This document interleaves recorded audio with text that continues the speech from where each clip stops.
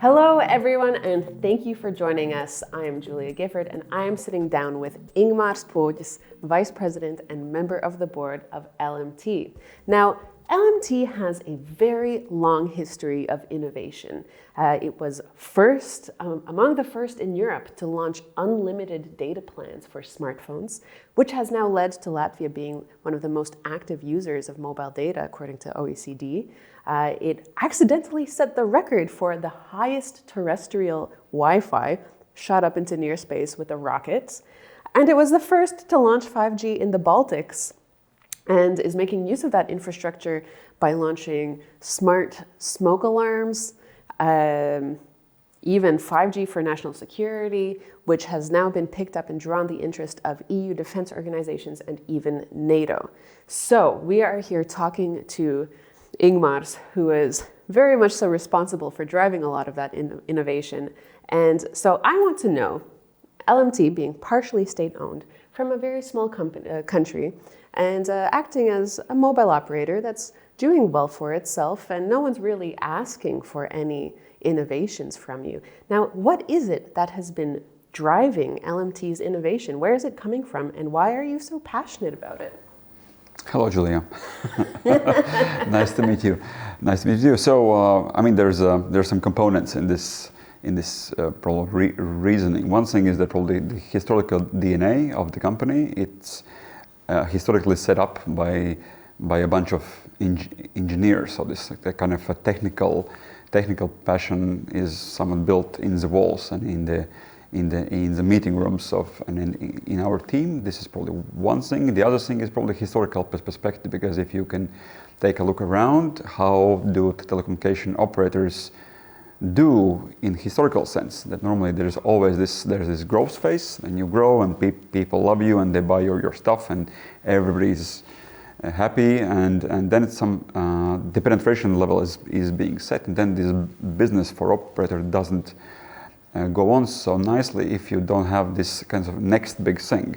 So technically, you should always be looking for next big thing. Otherwise, your growth, or so to speak, or well-being of your company and your shareholders will probably stop being so great. So therefore, we have been, one thing is being an engineer at heart, and the other thing is, of course, looking for next big thing. And a third thing is overarching stuff is that. Us being partly state-owned, you always have this sense of responsibility towards your country and your region as a whole. So being up to date and bring your customers up to date with what is happening on the planet. So you want to be in very good shape. So that's the third thing probably. Okay, so I want to follow up on that, because there's one thing with just staying in touch with global trends and keeping in good shape. But we've seen that with LMT, the innovations have been up for some of the industry's leading awards, the GLOMO Awards at Mobile World Congress, for multiple years in a row. Now, these aren't just regular achievements. These are, going up against the likes of Telia and Samsung and others, and Apple. You've been in one category with them. Why do you think it is that from a small country, you're able to develop these internationally acknowledged innovations?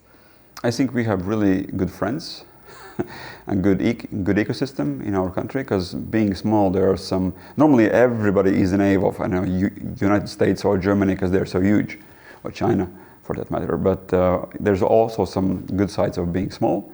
Therefore, the tempo that we can have at this small ecosystem between big companies and the government, between big companies and the startups, and so on and so forth. So we are really agile. So therefore, for us to have some good idea and get it going, just like it happened with our defense projects, together cooperating with the armed forces, or our activities with Smart City, cooperating with our biggest municipality, and so on and so forth. This is actually feasible because we're small.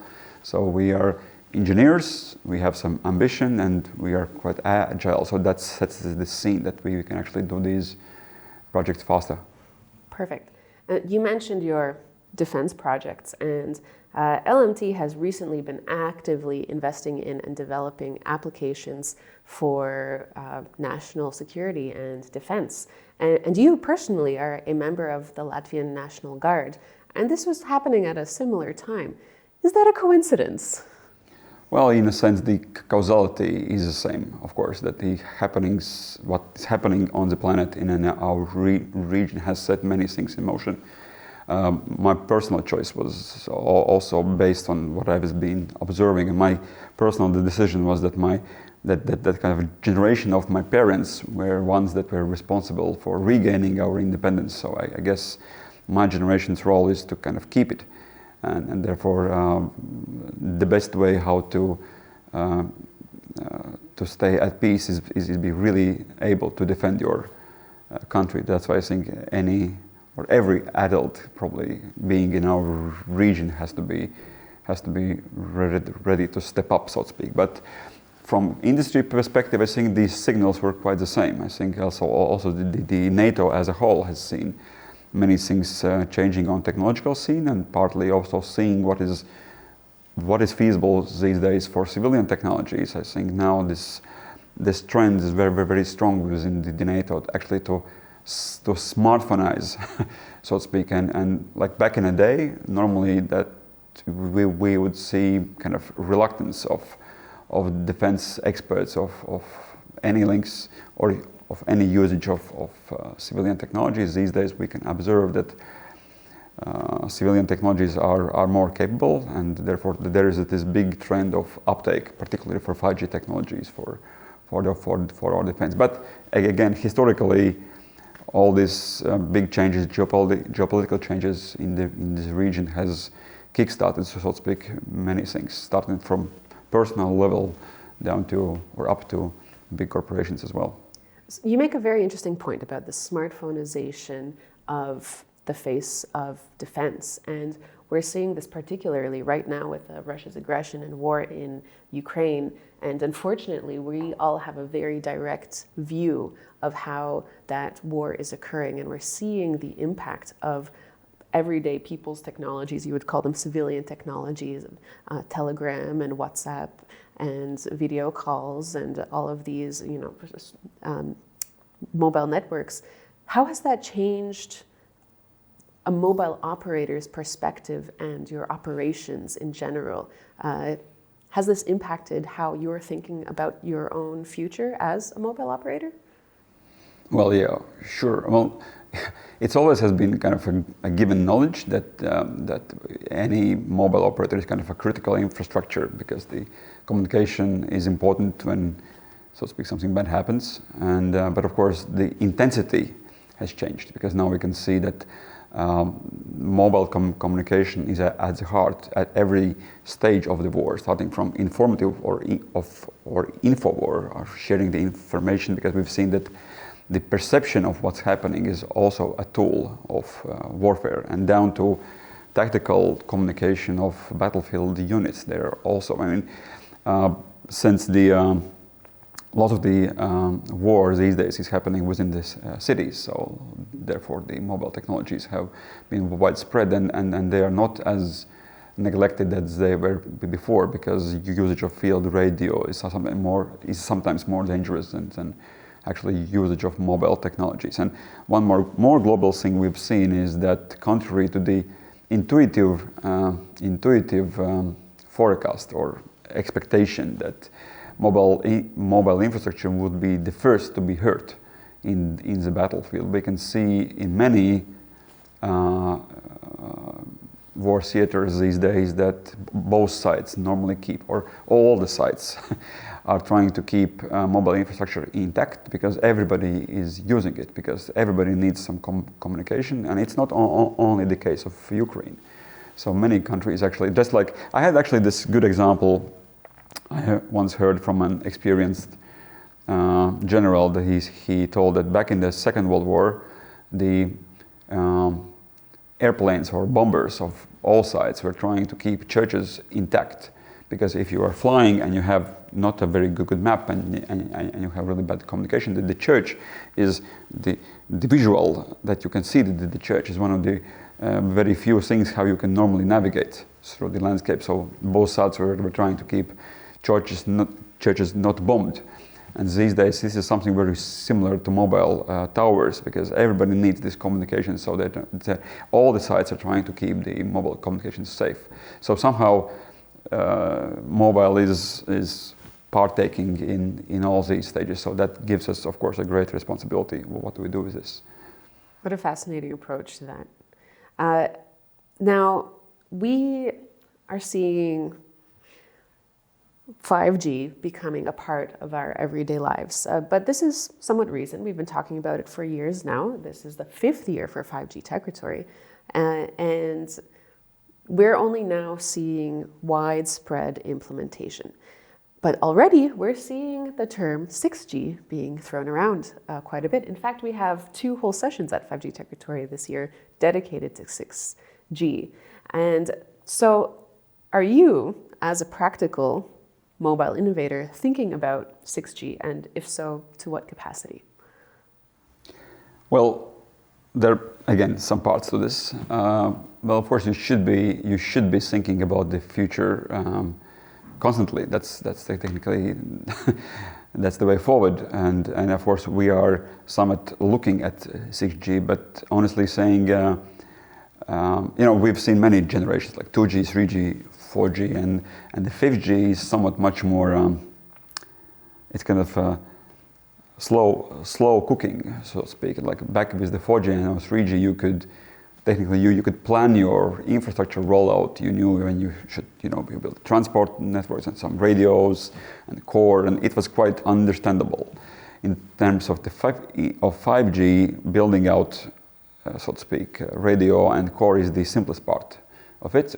And it still takes time. So as we all know, the 3GPP processes are still rolling. Vendors haven't produced lots of future 5G equipment still to come. So we have still seen just a very simple part of the 5G. So it's still kind of a broadband thing. It's very, very, very primitive compared to what's still to come and what has been promised in those many conferences, so to speak. So 5G is still to be brought about. So we still have to figure out why do we need 5G. So it would be very sad if we would stop just at this very simple broadband level. But of course, some excuse is that this broadband level is understandable. So the big question is, do industrial users and industrial customers, do they expect 5G? Do they understand it? Do they know how to use it? And this has somewhat been our biggest drive so far, is to be practical, because it's very easy to go to some conference and speak about stuff that you will have in 10 years. In 10 years, there's going to be flying cars again, and so on and so forth. But it's much more harder is to give an explanation, what are you going to do next year or in 2 years? That's truly hard, because 10 years is, you have no accountability of what you're saying. So we've been trying to focus on like 2 years, 3 years, 4 years, and bring about this 5G features that will come shortly and bring them to the real customers. That's actually quite a hard job, and this is the major driver for innovation here. So 6G, yes, we are, it's like you're kind of tired, you look, hey, there's a 6G coming over, and we pay attention, of course, but for us, for our teams these days, like many more years still of hard work to actually implement 5G, because sometimes there's this notion that it's kind of a 3G, 5G, 4G, it's kind of like a next iPhone, like next year will come, there's going to be an XG, but like we've been in this state of expecting 5G for like last five years, and there's still 4 to 5 years to come until the full potential of 5G will be unlocked. It's still not done. So for us as kind of a practical innovators, the main focus will still be on the real next day 5G use cases.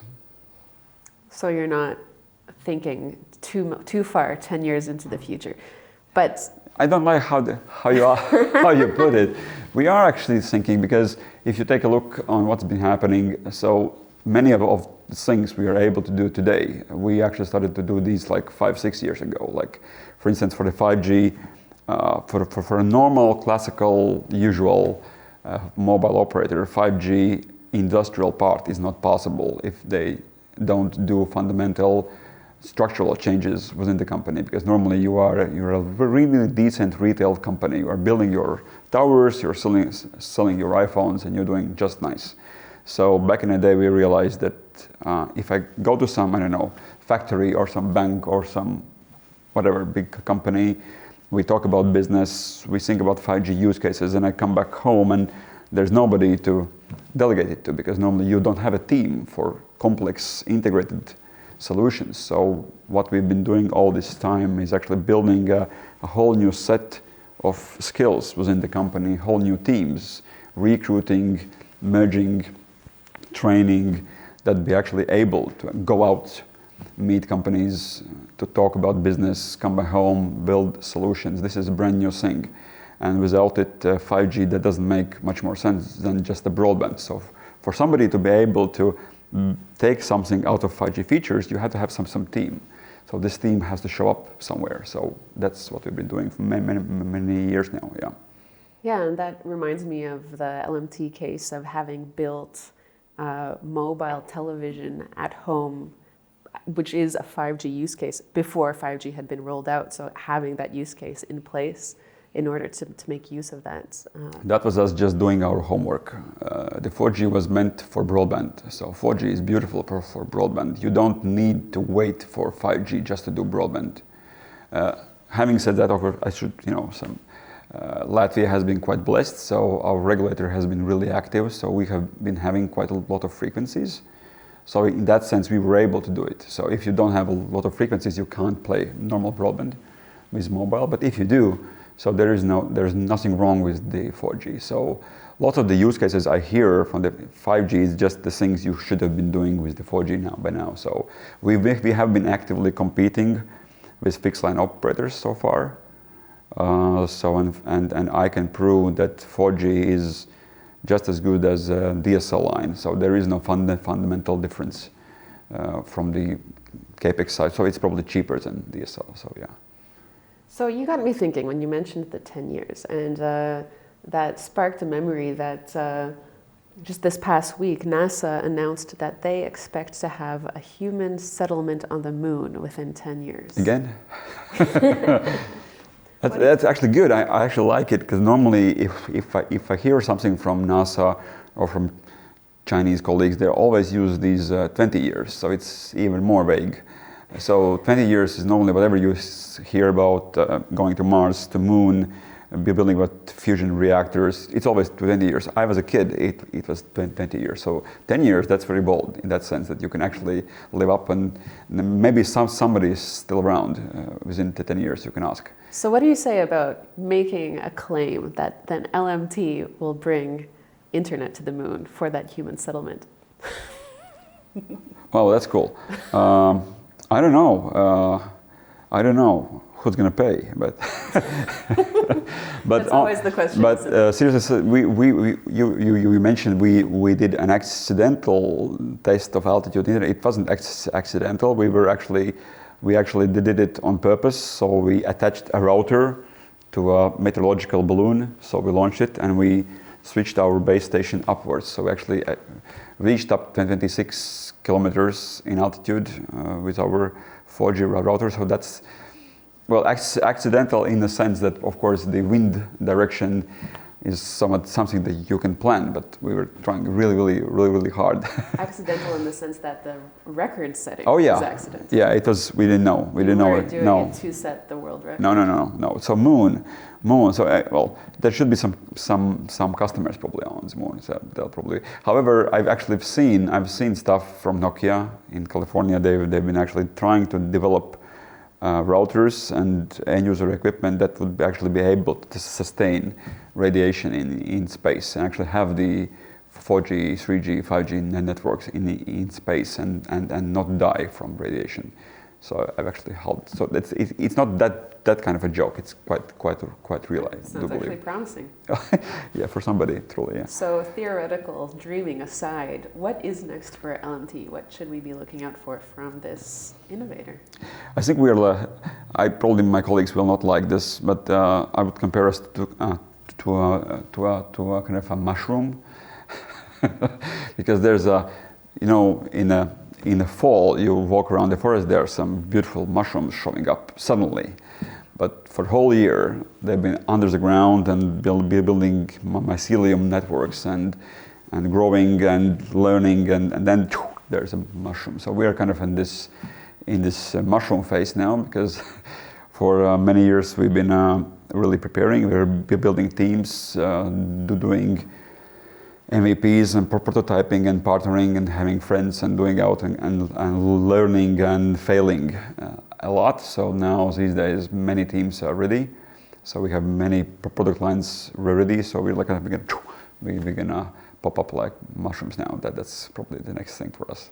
So where should people be looking for news about your innovations if they want to follow along and be ready for those mushrooms popping up? So we've been focusing on a few areas. We've been focusing on starting from very civilian side. We went around many conferences and congresses. We were looking forward for some sensors you could actually buy and resell to your customers that you might use in kind of a narrowband networks. So we didn't find any, and we were quite sad. So we went to our dear colleagues just across the street. There's the biggest factory in Latvia, Microtik, who is producing world-renowned radio electronic equipment. So we joined forces. So we actually built air quality and smoke alarm joint unit that you can actually use in narrowband and LTM networks. So that's a brand new product we have just launched. So we are rolling it out both here in our home market and also abroad, and we are quite nicely welcomed, because we so far haven't stumbled upon anybody else who have actually done it. So let's see how this goes. We've actually built many strong teams for computer vision. So we've sold and very much simplified or revolutionized some of the traffic control things. So there are some good products for road safety on traffic control built on computer vision and independent from classical legacy systems.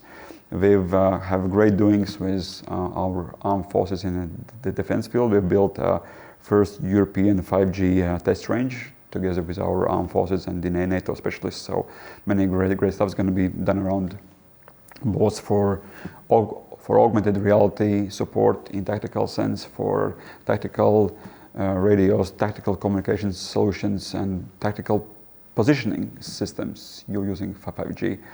So we built nice, good use cases with drones. So we are strong believers that mobile network is a very fundamental backbone for future use of drones beyond visual line of sight. So this is probably one more direction to look to. So we're cooking as hell, right now. Trying hard. Fingers in lots of buckets or pots. Not so many actually. It probably sounds as many, but there's so many more topics we would like to be involved. We do realize you have to focus on a few things. But most importantly, underneath it all, there is a strong team built up for our customers that is capable of solving complex integrated solutions. And for our viewers or listeners who want to follow along with these innovations, LMT has social media accounts, LMT Innovations, and also descriptions of all of these projects on the website, which is innovations.lmt.lv.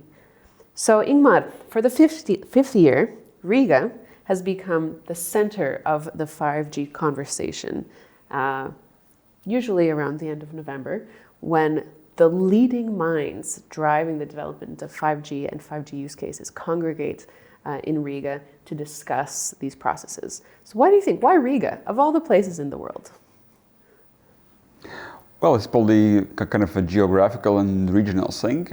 Back in the day, we were meeting nice people from Europe, like Brussels and these kind of places, and they were they were not very happy that many countries from the Baltics and Nordic, Baltic and non-Nordic countries, they are kind of small and they're very digitally very active and having great things, but they normally don't have a common point of view.